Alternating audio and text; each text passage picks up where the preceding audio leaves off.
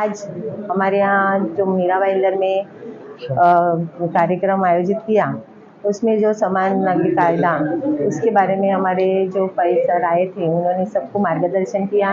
उसकी अमल बजावनी और उसके ऊपर काम हम लोग हर जिला में करेंगे और अपने देश को एक समान नागरिक कायदा मिलना चाहिए, उसकी कोशिश करेंगे। और मेरा यही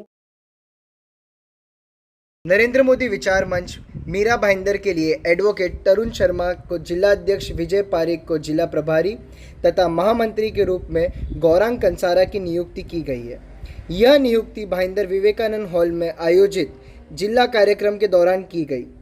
कार्यक्रम को संबोधित करते हुए भारतीय लोकतांत्रिक नेतृत्व संस्था के निर्देशक देवेंद्र पै ने कहा कि भारत में आपराधिक कानून समान है, सभी पर समान रूप से लागू होता है, लेकिन नागरिक कानून धार्मिक मूल्य से प्रभावित होते हैं। दीवानी मामलों में लागू होने वाले कानून को हमेशा धार्मिक ग्रंथों के आधार पर संवैधानिक मानदंडों के अनुसार लागू किया गया है। उन्होंने कहा कि यूसीसी लागू होने पर हिंदू कोड बिल, शरीयत कानून, विशेष विवाह अधिनियम जैसे कानून की जगह लेगा। समान नागरिक कानून तब सभी नागरिकों पर लागू होगा, चाहे उनका धर्म कुछ भी हो।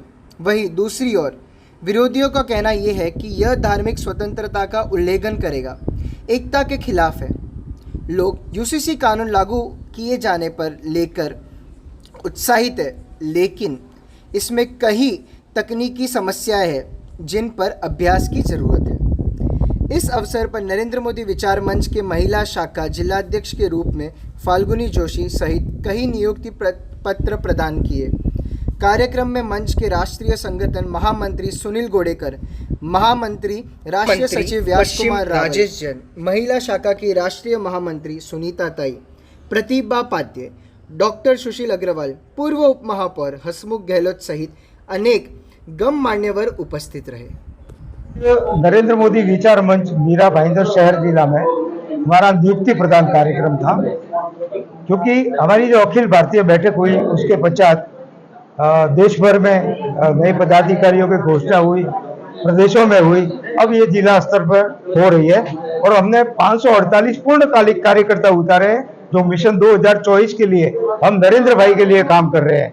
आज के इस कार्यक्रम में हमारा Indian institute of democratic leadership के जो डायरेक्टर है देवेंद्र पै, उनको आज हमने यहाँ पर बुलाया था, क्योंकि इस समय देश में यूनिवर्सल सिविल कोड बिल के बादल चल रहे हैं, तो कम से कम यूनिवर्सल सिविल कोड अर्थात समान नागरिक संहिता क्या है वो कम से कम लोगों को पता चले, क्या ये होनी चाहिए, नहीं होनी चाहिए, उसमें क्या है क्या नहीं है।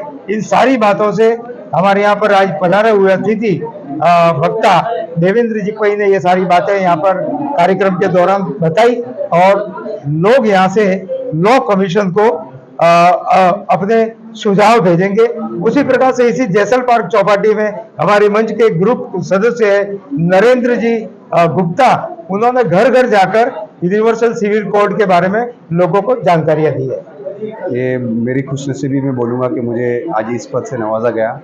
ये ऐसा पद है जो साथ ही साथ बहुत सारी जिम्मेदारी लाया है। उस जिम्मेदारी का पहला परचम आज हमने ये फैलाया कि यूसीसी जो भारतीय जनता पार्टी द्वारा लाया गया यूनिफॉर्म सिविल कोड को लीगली लाने के लिए जो प्रक्रिया चल रही, जो 14 जुलाई तक लीगली आपको अपने अपने ओपिनियंस इस पे देने हैं, तो उसी हिसाब से हमने आज मीरा भाईंदर में ये कार्यक्रम रचा गया, जिसमें हमने हमारे आसपास के लोगों को न्योता देकर बुलाया गया ताकि उनको इस कोड के बारे में समझाया जाए और उनसे एक ओपिनियन लिया जाए। तो ऑनलाइन ओपिनियन भरने के लिए हमने सबके रिक्वेस्ट की है और ज़्यादा से ज़्यादा लोगों को इसको कानून को लोगों तक पहुँचाने की हमारी जो जिम्मेदारी है इस मंच की, वो हम करने वाले हैं। देवेंद्र पै, course director, Indian institute of democratic leadership. आज यहाँ पे नरेंद्र मोदी विचार मंच का कार्यक्रम हुआ। इस कार्यक्रम का विषय था यूनिफॉर्म सिविल कोड। तो इस कार्यक्रम के द्वारा हमने लोगों को एक सामान्य भाषा में यूनिफॉर्म सिविल कोड की आवश्यकता क्या है और इसके ऊपर चर्चा और आजकल इतनी बातचीत क्यों चल रही है, इस बारे में बताने की कोशिश की। अभी गवर्नमेंट एक पब्लिक कंसल्टेंसी कर रही है उसमें, और हमारी अपेक्षा है कि इस कार्यक्रम में जो आए लोग हैं वो गवर्नमेंट को भी लिख के अपने विचार व्यक्त करें।